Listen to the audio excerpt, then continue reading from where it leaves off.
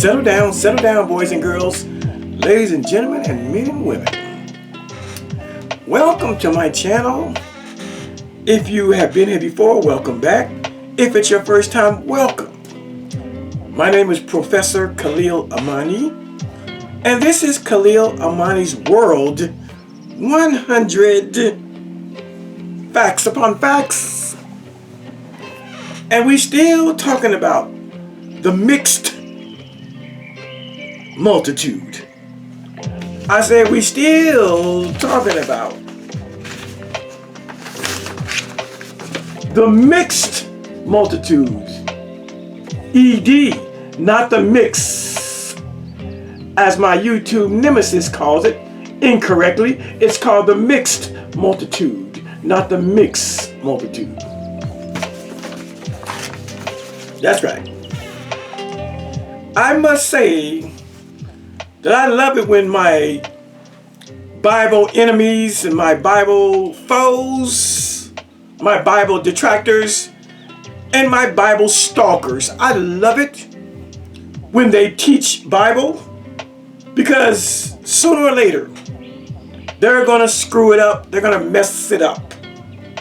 And so it is with my detractor, my YouTube foe, my YouTube nemesis. Affectionately, I call him Struggle Doctrine. Struggle Doctrine. And I must admit, this whole conversation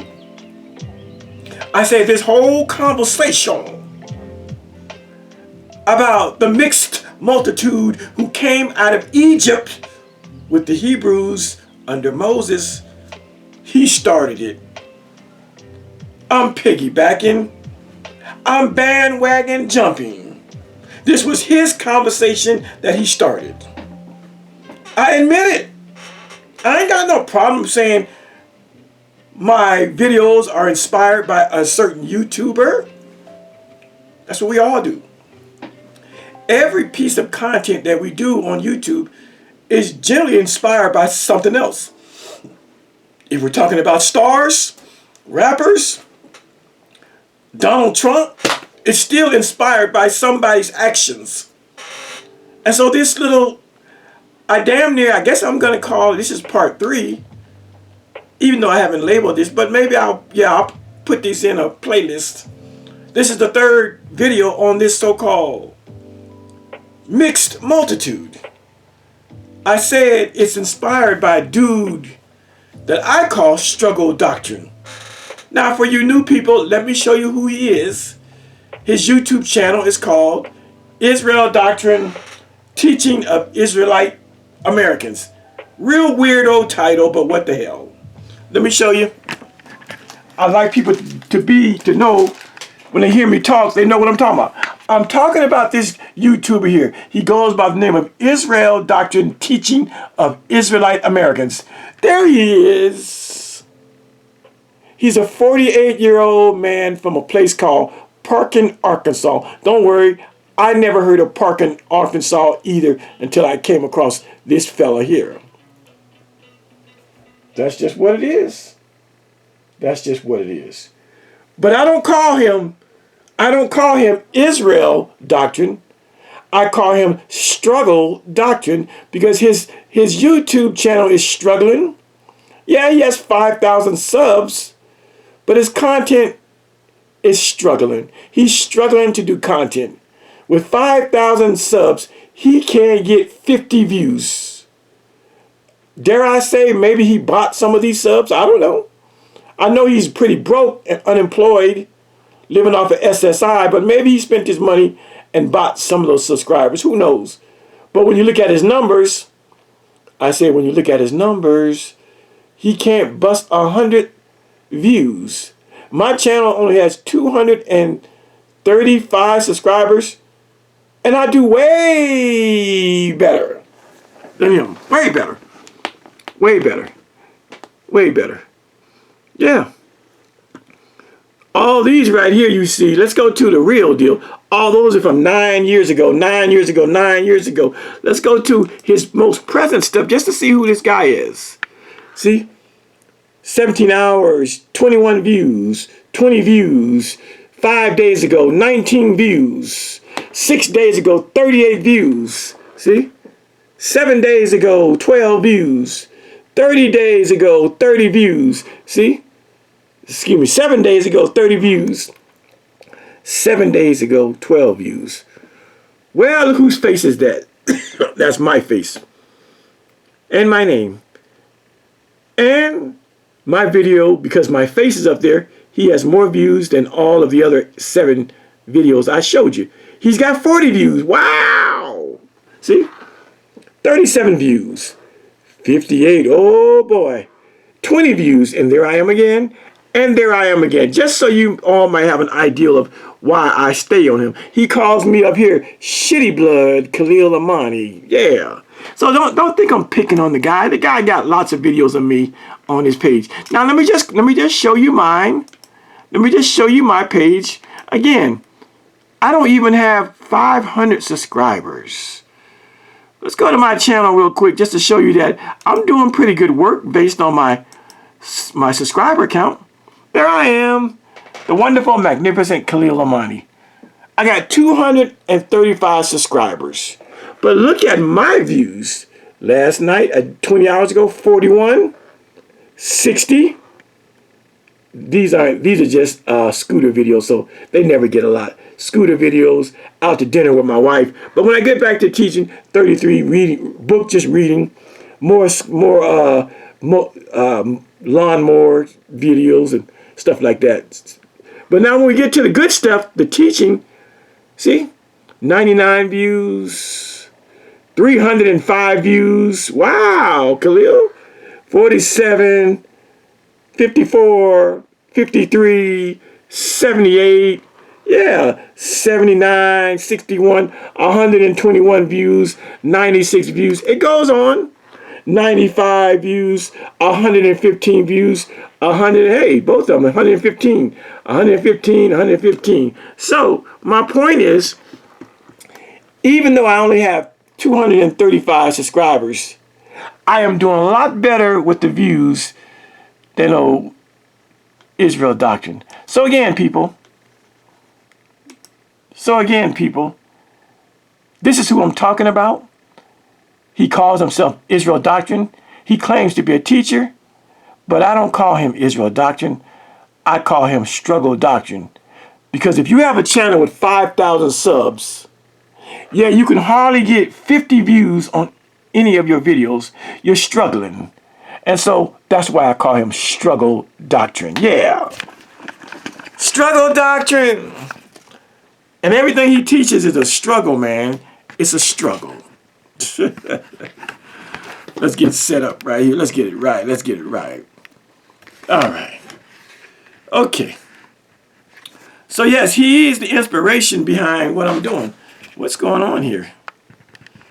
What is going on here? Okay. All right. Okay. But we're going to do a deep dive.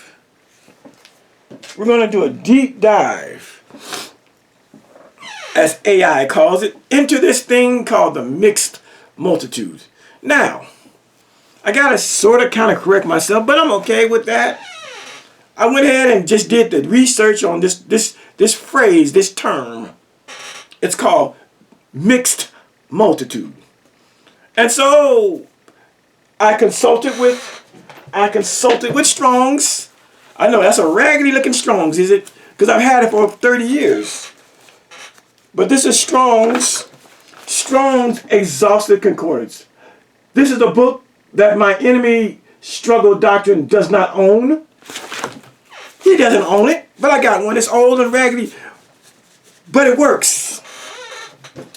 And so when I looked up the phrase mixed multitude, I find that the phrase is in the Bible 3 times. I said the phrase mixed multitude is in the Bible 3 times. All in the Old Testament. The New Testament never speaks about this strange group of people known as the mixed multitude. They just don't. It's an Old Testament phrase. Now again, my nemesis that I just showed you, Struggle Doctrine, he inspired this conversation because he said some stuff. If you've been following the last two videos,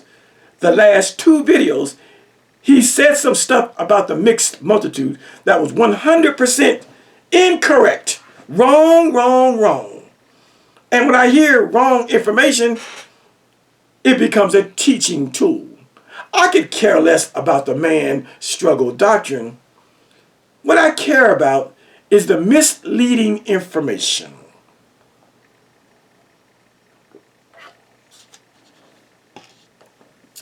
And so if you have followed my last two videos, you know that struggle doctrine is making a few claims that aren't substantiated with the Bible. One claim he's made is that when God started killing folks in the wilderness, it wasn't the Hebrews, it was the mixed multitude.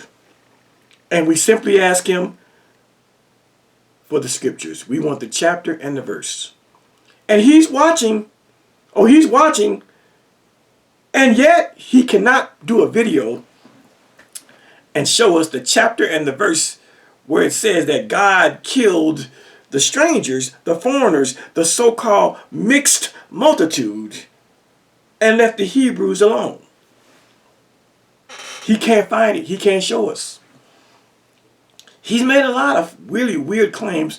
And again, I'll let you hear him first person narrative so you don't think I'm lying on him. If you pay attention, you'll hear him say some things that just aren't true. He also says that the mixed multitude converted to the Hebrew, to the Jewish, to the Israelite religious tradition. I'm not suggesting that no one did, but in this guy's struggle doctrine's mind, he wants to make this thing that the exodus from Egypt and the mixed multitude, he wants to make it a thing of a religion and religious conversion. That the reason that the mixed multitude would leave Egypt is because they wanted to be Hebrews. They wanted to follow the God of the Hebrews. And while that might be true, I'm sure some of them did. But what he's leaving out is the bigger picture. He's leaving out the historicity, the cultural, historical problems that were going on in Egypt.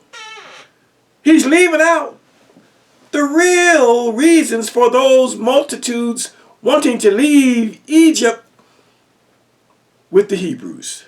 So first, I think we'll go right to, let me get rid of his channel, and let's just go right and let him speak. And then we'll get started on our way. We'll let him speak first. Pay attention to his every word. And they was already living this life. Let me go back. Became Israelites. The Hebrews, they became Sodomite property. Is it the Canaanites' fault? That's me. That's me talking. I'll let me talk, and then we'll go right into what he says.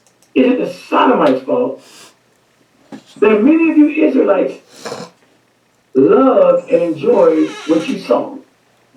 Nah, because once again, there was a mixed multitude of people.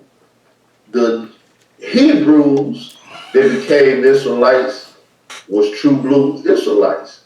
The other people that became Israelites weren't none but the Sodomites and the Canaanites and the Egyptians and the Hamitic people before they became Israelites.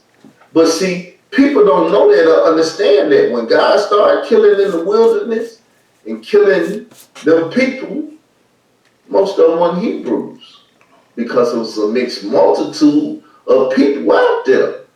And they was already living this lifestyle of worshiping false gods and eating shit and doing shit they didn't have. That's why the Lord came through and say, Don't do like the other people. But most people forget the other people was right there with Israel. So you can't tell the other people that was already doing what they doing, don't do what you used to do, because they gonna say, fuck that, we finna do what we used to do. Then the Lord, well, I'm gonna kill y'all ass off. You see what I'm saying, sister?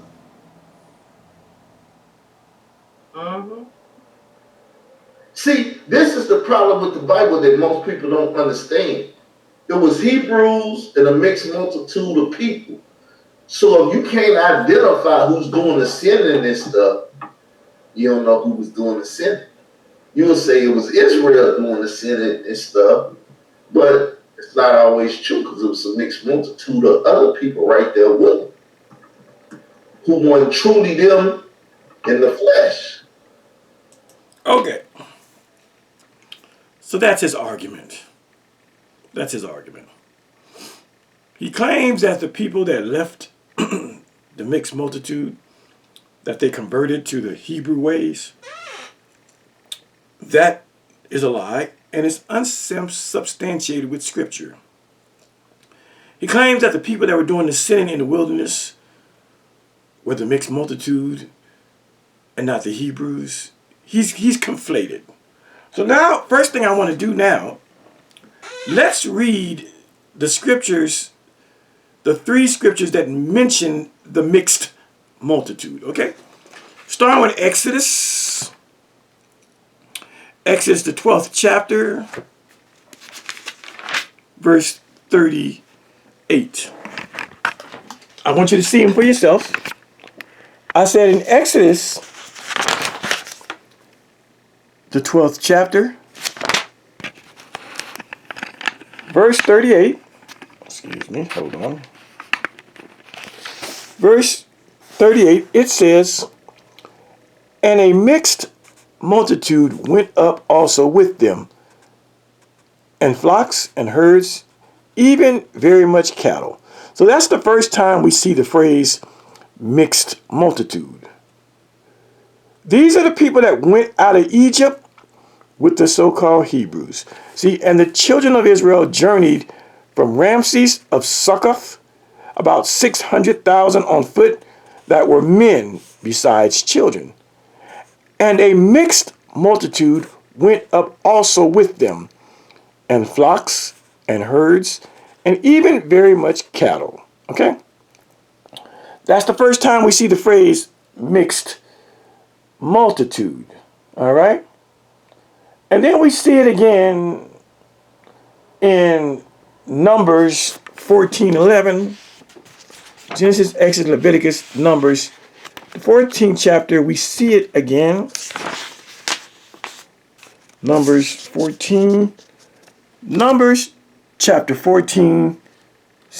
Numbers chapter 11. What am I doing?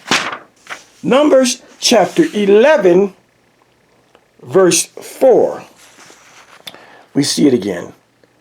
And the mixed multitude that was among them fell a-lusting.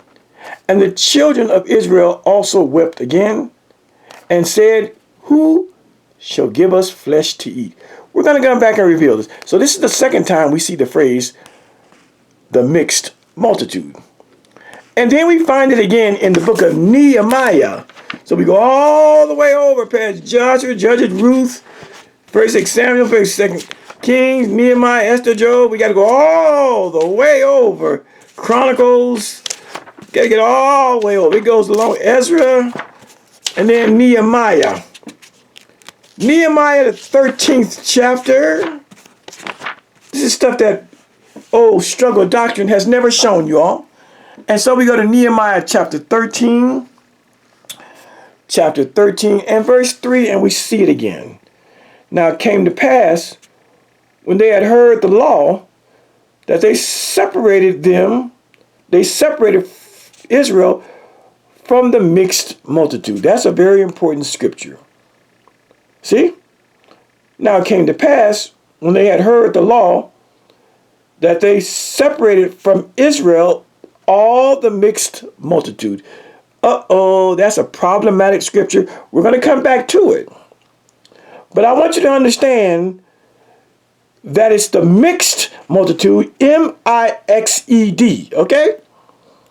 In all three scriptures, it says mixed with the E and a D on the end, okay?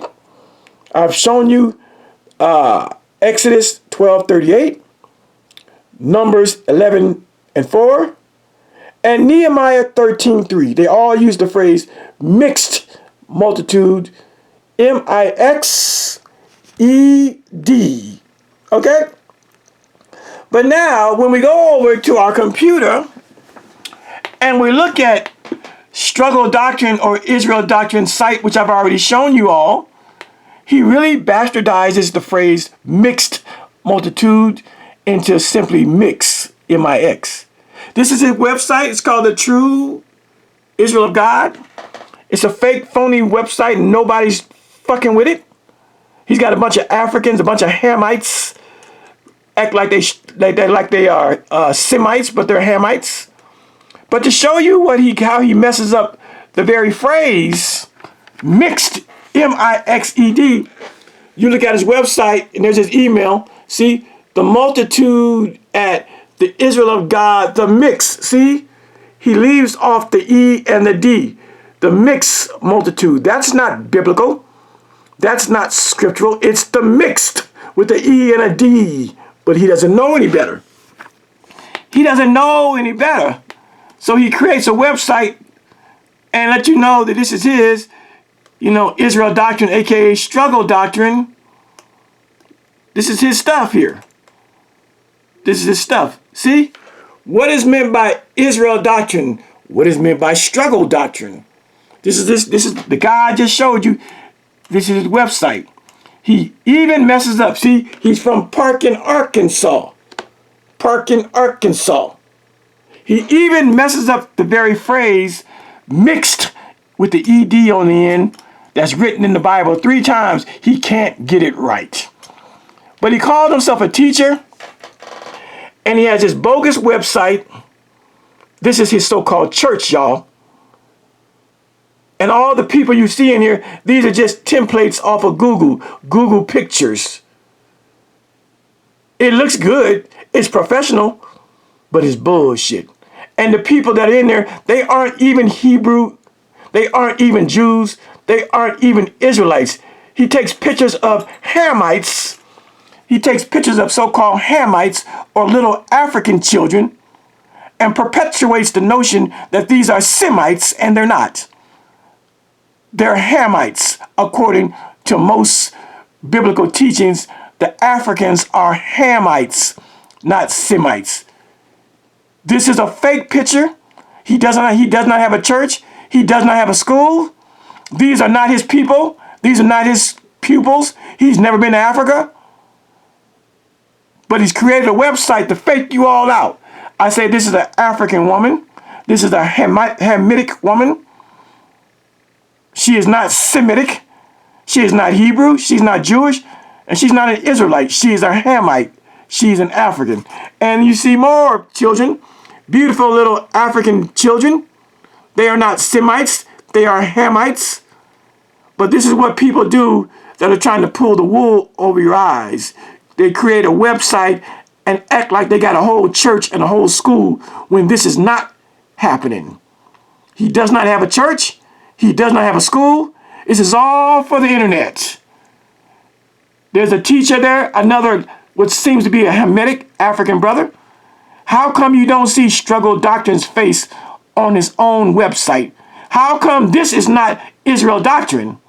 Why is this some, generic face shown us teaching calculus? That's what they do. It's his website.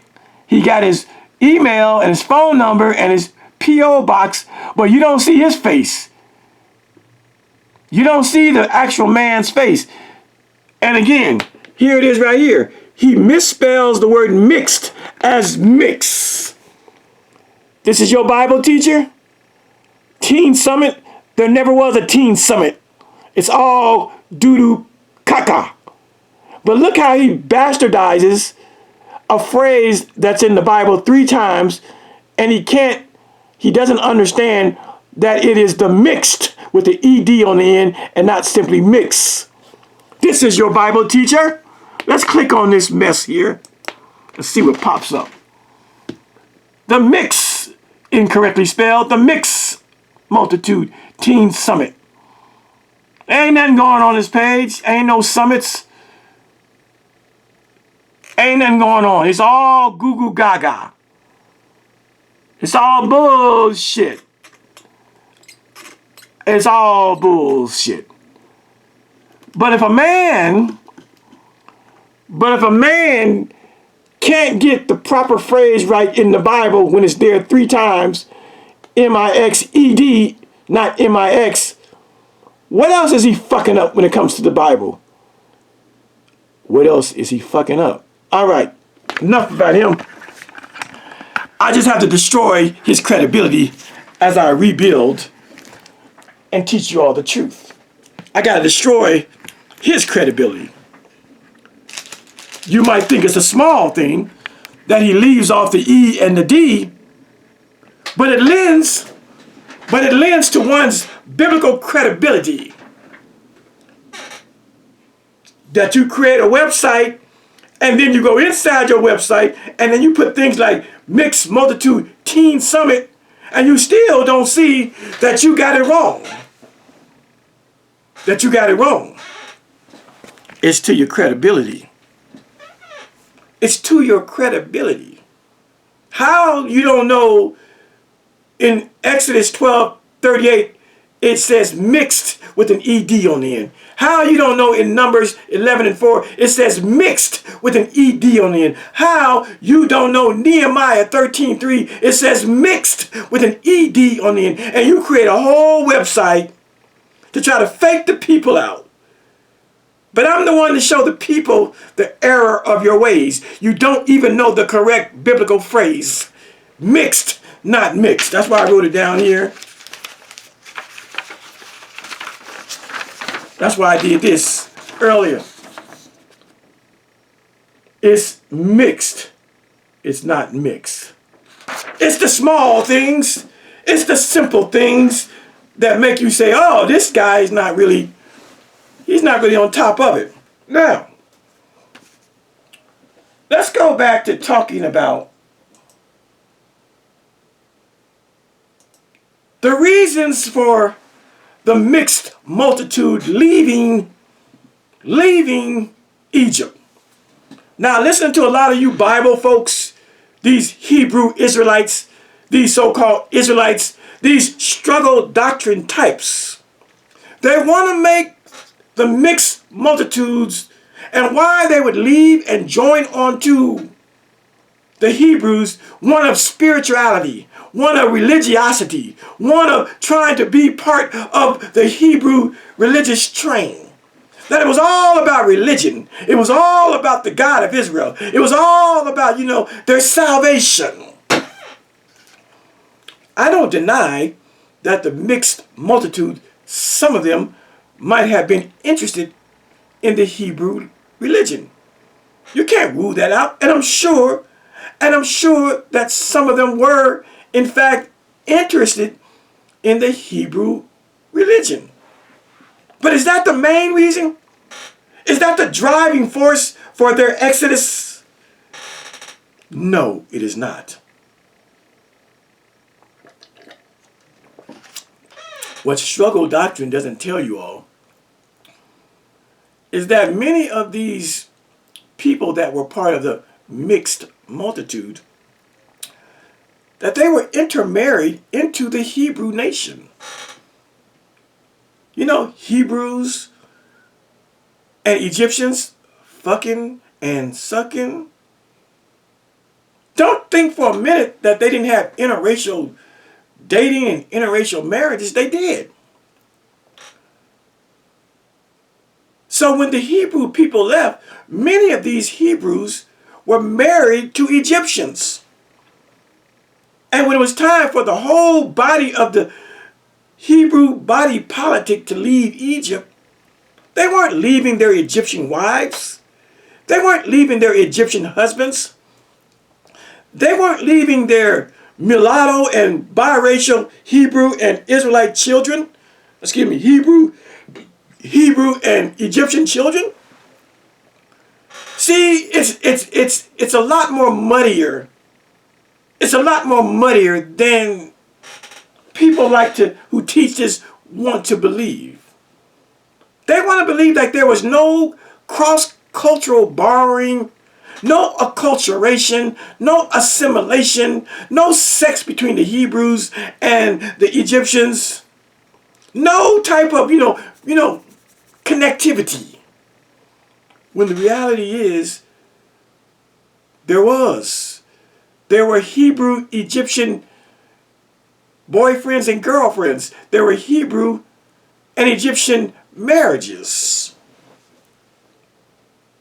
And so when the Exodus occurs, it's not clean cut that the Hebrews are leaving and simply the so-called mixed multitude are other nations that are not culturally and religiously and societally, if that's a word, connected to the Hebrews.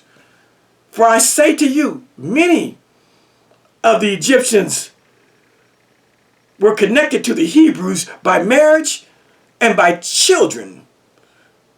Not to mention, many of the Egyptians and many of the other Hamitic and Canaanite nations that were in Egypt, they were the subjects, they were the property, they were the slaves to the Egyptians. And now they are being offered a way out of Egypt. Of course they're going to say, we going too.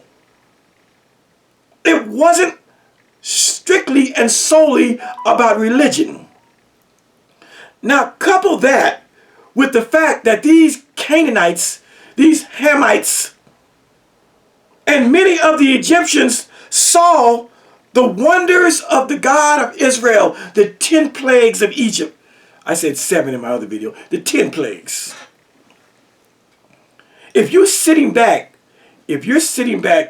as an Egyptian, as a Hamite, as a Canaanite, as a Sodomite, as a Hittite, did I say Egyptian? As an Egyptian. And you see these wondrous 10 plagues that cover the land of Egypt. Even though you are Egyptian, you might say, shit, Egypt is fallen. Egypt is fallen and become the habitation of every foul bird, according to Revelations. Even as an Egyptian, you might say, shit, I'm leaving with these niggas here. Did you see him turn the rivers to blood? Did you see him murder the firstborn in one night? Did you see the plagues of locusts? The darkness? Did you see all that shit that those Hebrews God did? I ain't staying here in Egypt. I'm an Egyptian and I love Egypt, but I'm going with them because they got shown up was working some miracles. I'm out. Deuces. That's what the Egyptian mind would say. But what about the Canaanite and the Hittite and the Hamite and any so-called Sodomites that may have been there? What was their motivation for leaving with the Hebrews? I submit to you, not only did they see the 10 plagues of Egypt and have the same mindset as the Egyptians, goddamn, their God really is a miracle worker. I'm out here. Not only that, you're talking about the Canaanite who was a slave in Egypt. You're talking about the Hittite who was a slave in Egypt. You're talking about the Hamite who was a slave in Egypt. You're talking about the Sodomite who was a slave in Egypt. And now Pharaoh is saying all who want to leave with the Hebrews, deuces. Are they leaving for religious reasons? Not so much. Are they leaving because of their political and their social standing? Of course they are.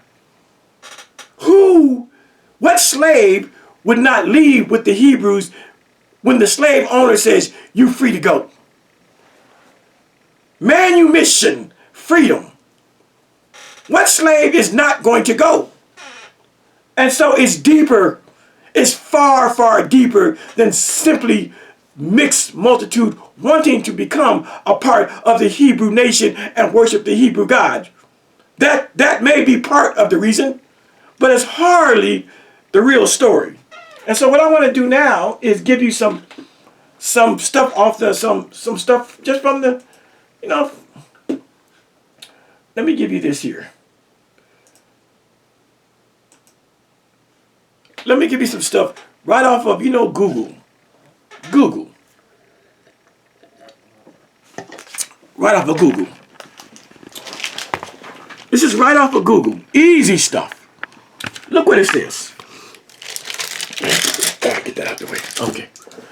This is AI overview. The mixed multitude left Egypt with the Hebrews due to various reasons. See, not just religion.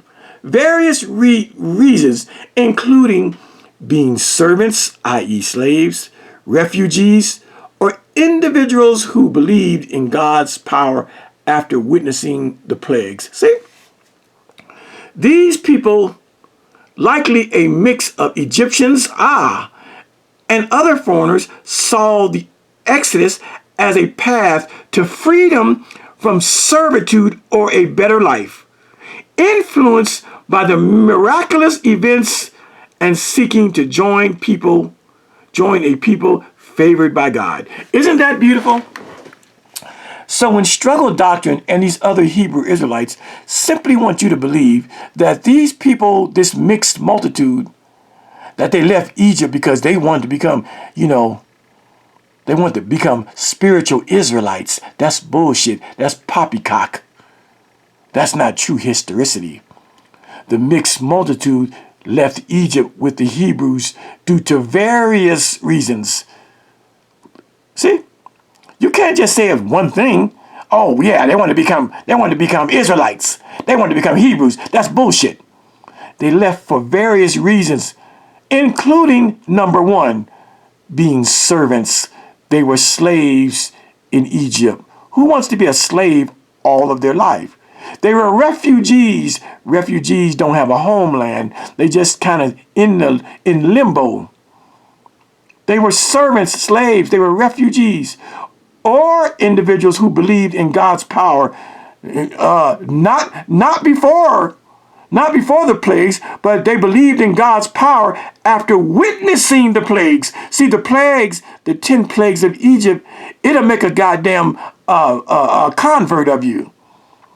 It'll make a believer of you. You see all those plagues, and the so-called mixed multitude, they saw all those plagues, and some of them said, shit, the Hebrew God is real. We saw God's power. We are leaving after we witnessed the plagues. They didn't leave and join under Israel because they believed in the laws of Israel, because the Hebrew people were such a great, fantastic people. They believed out of fear, the fear of the power of God after witnessing the plagues. These people, likely a mix of Egyptians and other foreigners, saw the Exodus as a path to what? To freedom. Freedom, not a path to religiosity, not a path to spirituality, not a path to worshiping the Hebrew God, but a path to freedom. From what? From servitude, from slavery, or a better life. And it was only influenced by the miraculous events and seeking to join a people favored by God.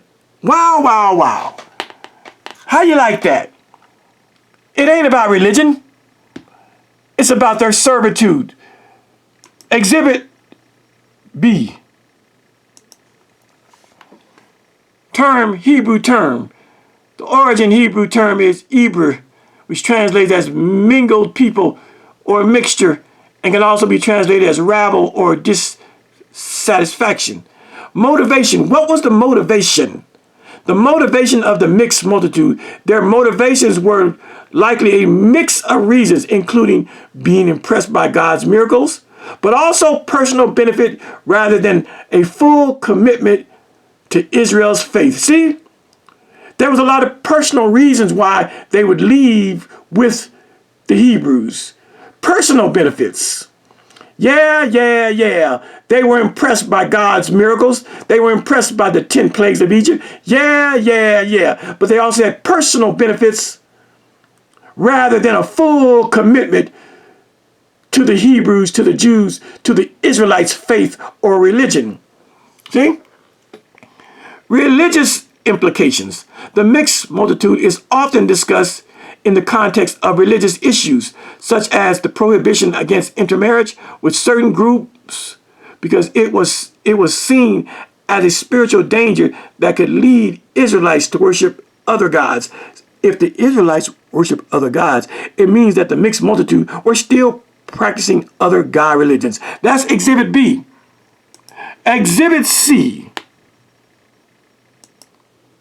Exhibit C. The prohibition against intermarriage with certain groups because it was seen as a spiritual danger that could lead Israelites to worship other gods. We read that. Later references. The term meaning mixed multitude appears again in Nehemiah 13:3, referring to people who had mingled themselves with the Israelites. In this instance, Nehemiah commanded that they be separated from Israel because they were not native Israelites. What?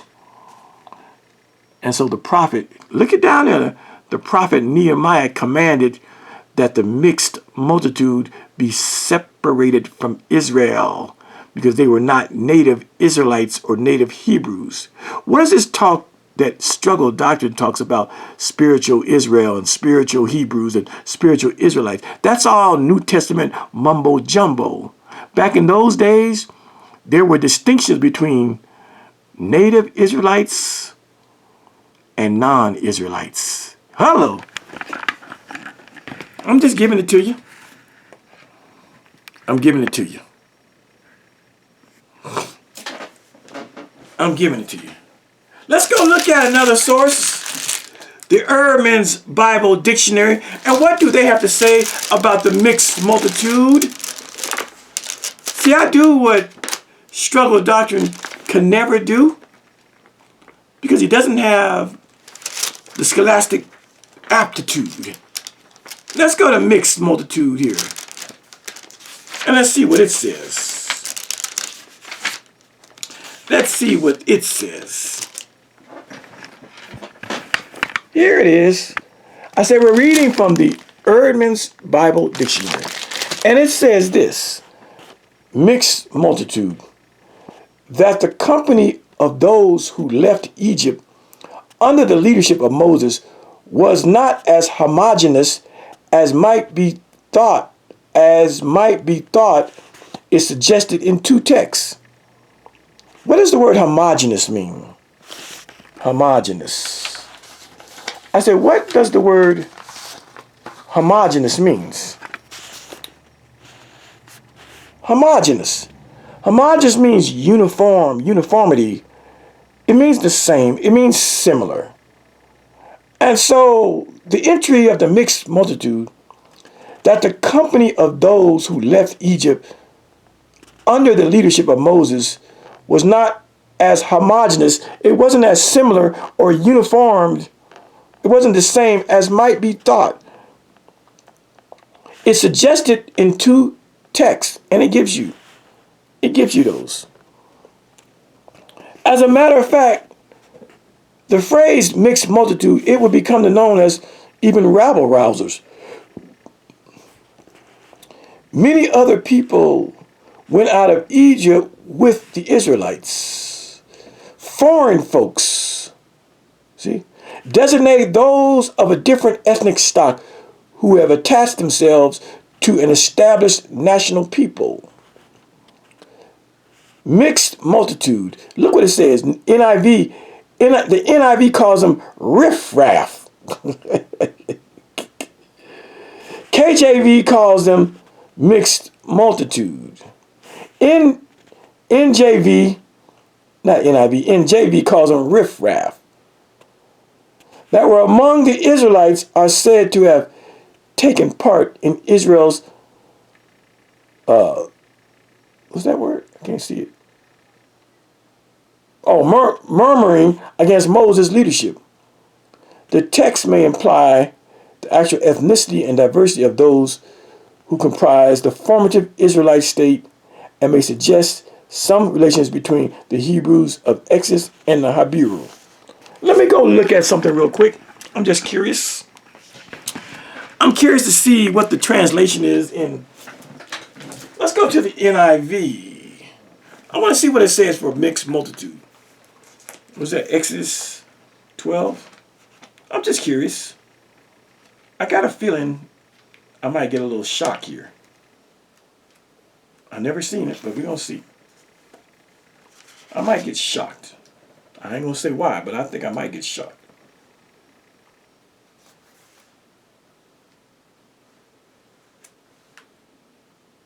No. So the NIV doesn't call them mixed multitude. The NIV just says, many other people went up with them. That's all it says. Many other people. Many other people. Okay, we'll take that. All right, let's put that away. And so the mixed multitude, we now see that they had reasons for leaving. And religion was just one. And it wasn't high on the list. The only reason, one of the only reasons that the mixed multitude would actually go into the wilderness, because many of the mixed multitude, they were afraid because they had seen the 10 plagues of Egypt. And they looked at their own society as a doomed society.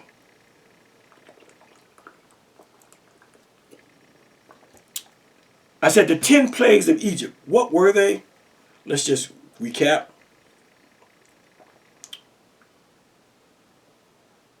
Let's recap.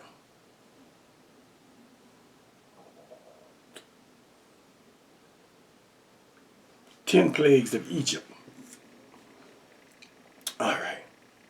The 10 plagues of Egypt, detailed in the book of Exodus, were a series of events sent to force Pharaoh to free the Israelites. These included plagues of blood, frogs, lice, flies, pestilence, boils, hail, locusts, darkness, and the death of the firstborn. All right. So here you are in Egypt as an Egyptian, watching your society, watching your nation go to hell. By a force, a so-called God of the Hebrews that brought the plague, water turning to blood, frogs, lice, flies, livestock pestilence, boils, hail, locusts, darkness, and the killing of the firstborn children. If you saw that too, you would have serious consideration to leave that land, that nation, and that country. Facts. And so, there are Israelites,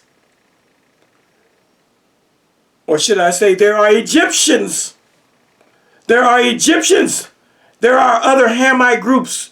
There are Canaanite groups and Hittite groups and Sodomite groups that observed the 10 plagues of Egypt. I said they observed it. And when they observed it, they got the fuck out. That's enough to scare anybody to say, you know what? I'm going to jump ship. I'm out of here.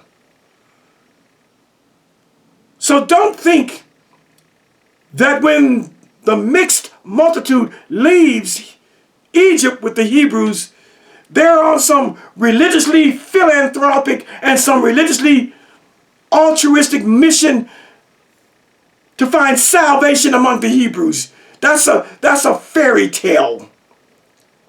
The real nature of the mixed multitude leaving with the Hebrews is their fright, is the scariness of the situation, is the damn doom and gloom of the situation. That these mixed multitude of people, they witnessed the 10 plagues of Egypt. They saw the waters and the rivers turn to blood. They saw millions and millions of frogs all over the goddamn city streets, just ribbit, and jumping all over the place. Millions of frogs. They saw the lice that was on their skin and had them scratching and all up in their genitals and all that shit. They saw the flies that landed on their food. They couldn't even eat a sandwich. It was so many goddamn flies. Flies everywhere. They had to stay inside. The flies were everywhere. Everywhere. Flies, flies, flies. Hundreds of millions of flies. They saw the livestock. They saw the cows and goats and sheep become consumed and die in a day. Just get consumed with viruses and plagues, and the cows and the sheep and the lambs and the camels and horses. They just dropped dead. Everybody saw it. The Hebrews saw it. The mixed multitude saw it. Everybody was batshit afraid. They saw the boils. People's skin would just get these boils and scabs and, these outbreaks on their skin, on their face. Look like herpes simplex 99. They saw herpes simplex 99. The boils were massive, seeping and oozing with pus. They saw this shit. They saw the hail the size of softballs coming out of the sky. You got caught in a hailstorm, the hail would hit you in the head, knock you unconscious, and the rest of the hail would kill you while you lay there on the ground. They saw football-sized pieces of hail, chunks of ice falling from the sky, crashing through roofs, murdering animals where they stood. Yeah. They saw the swarms of locusts coming all up in their houses and their tents and shit. Big, fat, giant locusts look like big ass, oversized grasshoppers. Everywhere, locusts, locusts, locusts. And then they saw the darkness that for days the sun didn't even shine. It just stayed pitch black for over 24 hours. Pitch black. And lastly, they saw the killing of the firstborn children. These young children were just murdered. Little Hamite, African babies just murdered. Little Egyptian babies, the firstborn, just murdered. After seeing all 10 of these plagues, and Pharaoh saying, all right, I quit. You all can go. Manumission, I'm setting you free. I'm setting you at liberty. You can go. And any of my people, any Egyptians, any of you other slaves, any of you Canaanites, any of you Sodomites, any of you Hittites, any of you Ethiopians, any of you Cushites, you are free to leave with them motherfuckers. But you got to go because the 10 plagues by this God of the Hebrews is more than I can bear. Everybody was afraid. Everybody was upset and alarmed. But these Hebrew Israelites, like struggle doctrine, they want to make you believe it was all about these people, this mixed multitude simply wanted to become Israelites and have favor with the Israelite God. No, they were scared shitless. They were batshit afraid. They rolled the dice and said, do I stay in Egypt and deal with this shit that I'm seeing? Or do I jump ship and go with those people that seem to have the real God on their side? And that's what many did. That was their motivation. The fear factor. The fear factor was the motivation, was the main motivation for the mixed multitude to get up out of there with them. It wasn't about love. It wasn't about, ooh, I'm going to become a spiritual Israelite. I'm going to become a spiritual Hebrew. I'm going to learn the religion of the Hebrews. Oh my God, I'm going to become a spiritual Israelite. That's all poppycock. That's all fanciful tales. That's all New Testament hogwash. These niggas were feared. They feared for their lives. That was number one. Now let's go to the other part that no Hebrew Israelite, no Israelite, and certainly not struggle doctrine ever talks about. What is that? And that is the fact that there was much intermingling and interdating and intermarriage and interracial relationships between the Hebrews and the Egyptians and others. And so, it becomes problematic for many in Egypt. For many Hebrews, although they were the slave and servant class, many of them were either dating or married to Egyptians. Now it gets a little bit tough. It gets more problematic. Many Egyptians took wives and husbands amongst the Hebrews. Now it becomes problematic. There were many mulattoes, half-breeds, interracial children that were born between Hebrew and Israelite. Children that were part Hebrew and part Israelite. There was a great amalgamation, a great acculturation, and a great assimilation.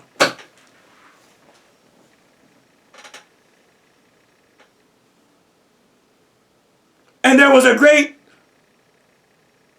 miscegenation. Goddamn, Khalil. I need to write that shit down. Let's take a moment. I said in Egypt, there was miscegenation, miscegenation.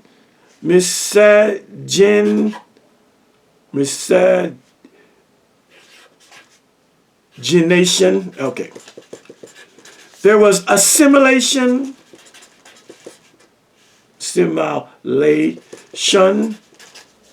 There was acculturation.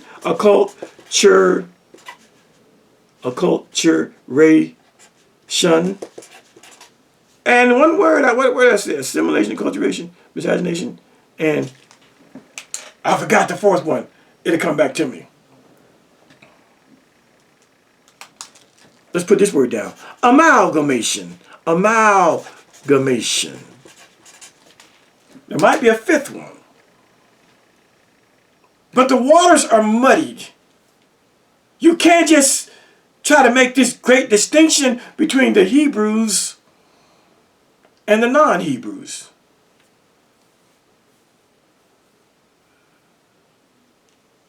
Assimilation, cultivation, miscegenation. I said, in Egypt, it wasn't cut and dry. For there was miscegenation, there was assimilation, there was acculturation, and there was an amalgamation. What does that mean? Look at America. Today we call it, in America, we call America a melting pot of nationalities. It is. America is a melting pot. America is one big pot of Louisiana gumbo, where there's an amalgamation of peoples. Miscegenation, the word miscegenation means race mixing. Race mixing. You had lots of race mixing in Egypt. And so when it was time for the Hebrews, for the Jews, for the Israelites to jump ship and leave Egypt, there was a lot of planning that went on because there was a lot of race mixing. We know for a fact, because the Bible tells us, that the Egyptian women, that the Hebrew women loved Egyptian phallus.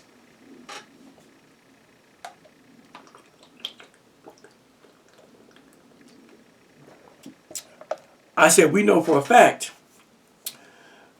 that interracial relationships were going on. And when you have an interracial relationship, the byproduct of that, in many cases, are children. Half Hebrew, half Egyptian. What happens when the great day of the Exodus occurs? When you got all of these mixed children, you got all of these biracial relationships, interracial relationships. What happens? Do they stay or do they go?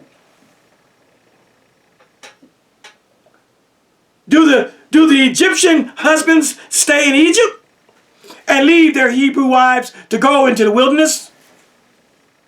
Do the Egyptian husbands allow their biracial children to stay in Egypt, or do they let the biracial children go with mama and them, the Hebrews, into the wilderness? Do the Egyptian women stay in Egypt and leave and let their Hebrew husbands go into the wilderness? Do the Egyptian women keep their half-breed, mulatto, Hebrew, Egyptian children with them in Egypt?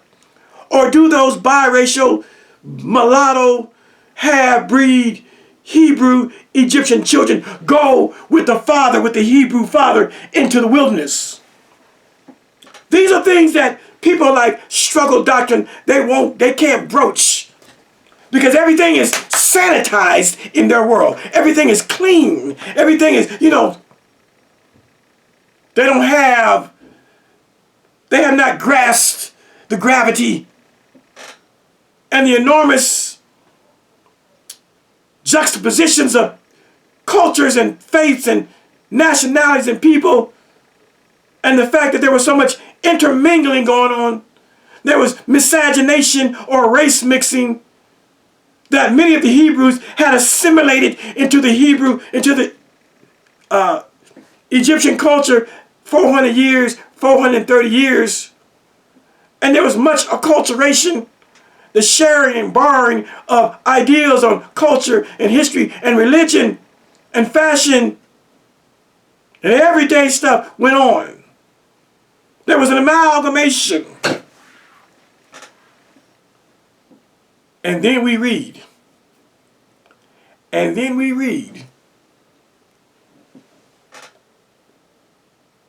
that those Hebrew women, those Jew women, those Israelite women, did you know that they had a fixation and a fascination with Egyptian penis? I don't believe you heard me, Junior.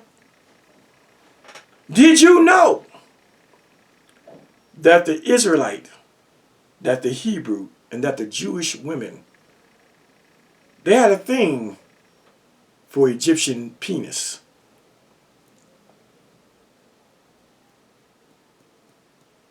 You never read it? Evidently, the Egyptian men had some big old dicks. Evidently, the Egyptian men had some hang lows. Evidently, the Egyptian men were blessed. Evidently, the Egyptian men had some elongated phalluses. Big dicks. Am I lying? Yeah. Y'all know I like to show and prove.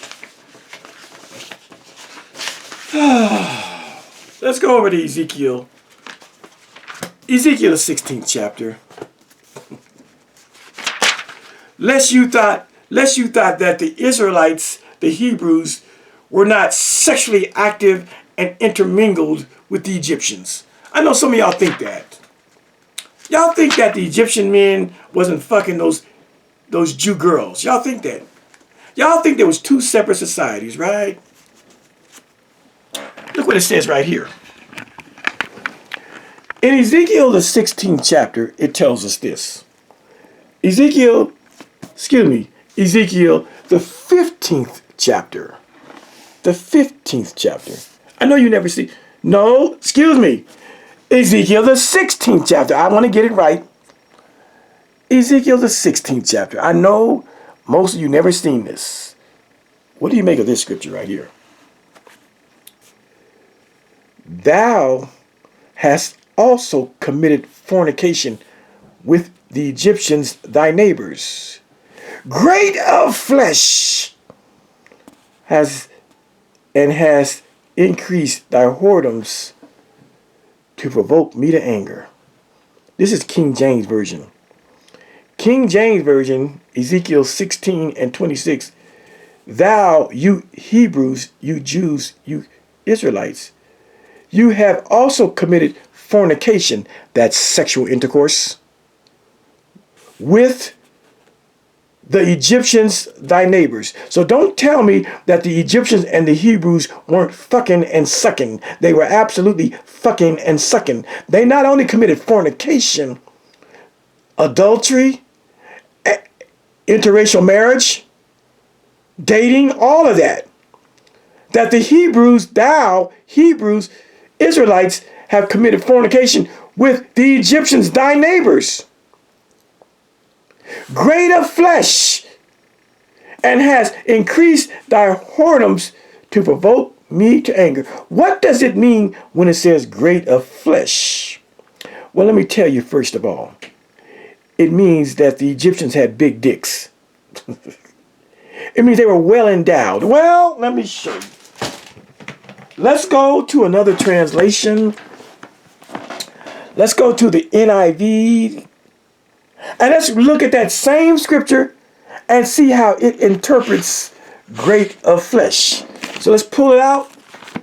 Ezekiel 16 and 26, is it? Ezekiel 16. Let's see what the great of flesh is all about, huh? Shall we? Let's see what the great of flesh is all about. So we go to Ezekiel, the 16th chapter. Just so y'all don't think I'm lying, let me make sure we compare them side by side. Ezekiel 16, what verse? Verse 26. It says great of flesh. The NIV, Ezekiel 16. What verse? What verse? Verse 26. Verse 26. See what it says here? You engage in prostitution with the Egyptians, your neighbors, with large genitals, and arouse my anger with your increasing promiscuity. See? And so, in the New International Version, it says that you, meaning the Hebrews, meaning the Jews, meaning the Israelites, you engage in prostitution And here it says, you commit adultery. Thou hast committed adultery with the Egyptians, thy neighbors, greater flesh. In the NIV, it doesn't say greater flesh. It says your neighbors with large genitals, big dicks, big cocks. See? Those Hebrew women, they love the Hamitic. They love the Hamitic. The children of Ham, the Egyptians, they loved the phalluses, the penises of the Egyptians because they were larger than the Hebrews. Your neighbors, you engaged in prostitution with Egyptians, your neighbors with big dicks or large genitals. Yeah. Oh, they had a stereotype. Now you might understand where the stereotype of black men being well endowed comes from. Because in fact, we African Americans, we are not Semitic, we are Hamitic. We are the same stock, lineage, DNA as the Egyptians. And this is why black men today are said, generally, stereotypically, not all black men, but a large class of black men. We are well in motherfucking endowed. We carrying a goddamn rocket in our underpants. Not all. You could look at pornography and all of the brothers they show are well over 10 inches. You look at the white porn stars, the males, there's some that, 7, 8, 9. There might be one or two. John Holmes back in the 70s, he had like a 12-inch cock. But he was a rarity. He was an aberration from the norm of white men. But you look at that, you look at all the brothers that are out there, all the brothers who are doing porn, all of them have big dicks, without exception. You can't even say that about the white men. They okay. They got some size. But comparatively speaking, they don't measure up. And so what we got here is a stereotype of the phallus, of the penis, of the cock, Johnson Hanglow, of the Egyptian, that it was big. This is the stereotype that the Semitics, the Jews, the Hebrews, and the Israelites, when they wrote about Egyptian dick, Egyptian penis, they said it was large. Which means that theirs wasn't. Which means that they saw a big difference in cock size between the Hebrews and the Egyptians.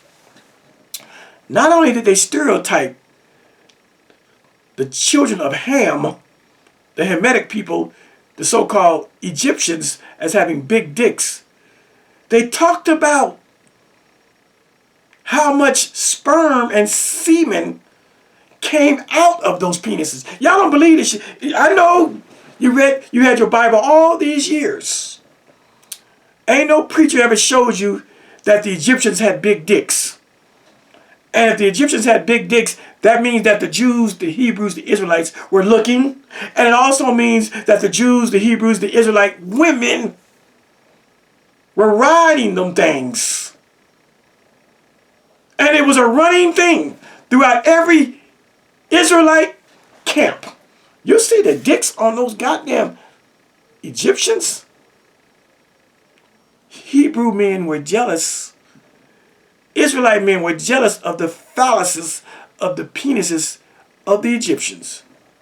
So much so that they would stereotypically write that the Egyptians have big dicks, big genitals, big dick energy.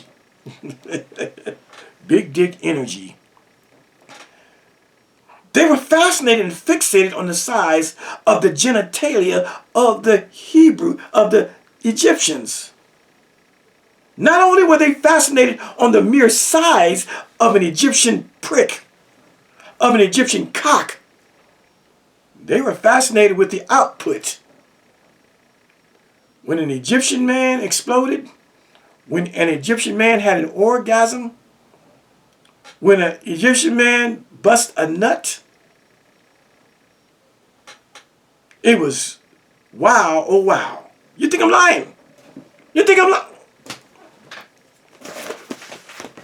They compared the emissions, you know, when the penis has an orgasm, ejaculate.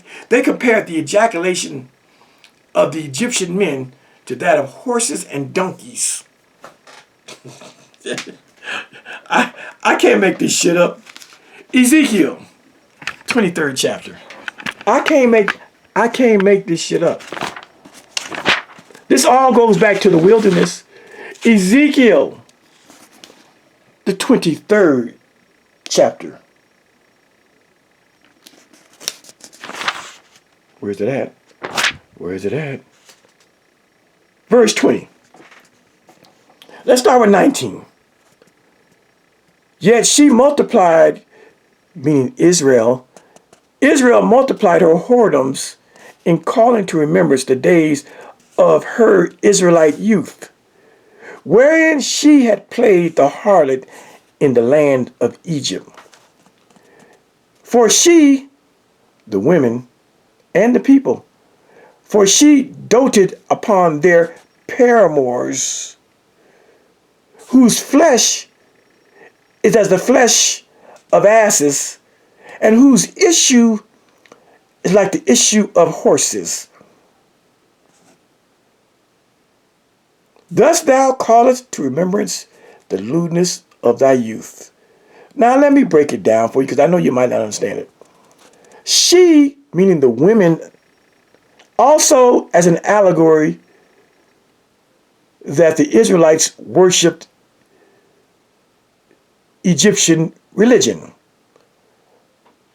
And so she, meaning all of Israel, as an allegory, but also she, the real, actual Hebrew, Israelite, Jewish women.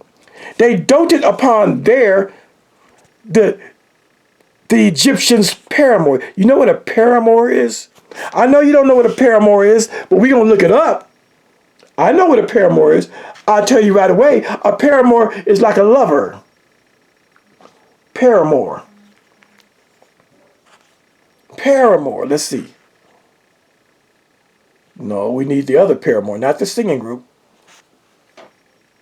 Let me spell it then. Let me spell it. We got to get out of here shortly. Let's see. Paramour. There we go. See the word here? See the word paramours, plural? What is a paramour? A paramour, a lover, especially the illicit partner of a married person. Especially the partner of a married person. So these Hebrew women, she, meaning these married Hebrew women, they were doting. You know what is a dote? That means they were longing. They were salivating. They were lusting after the Egyptian lovers, the Egyptian men, the Egyptian paramours, whose flesh, whose dick, is as the flesh of an ass, and whose issue, that means their ejaculation, is like that of the issue of horses. In other words, they had a dick like the size of an ass or a donkey, and when they ejaculated, when these Egyptian men had orgasms, that means issue. Their orgasm, their ejaculation was like the orgasm or issue of horses. Now let's go look at the NIV. If you don't believe my interpretation, let's go look at the NIV.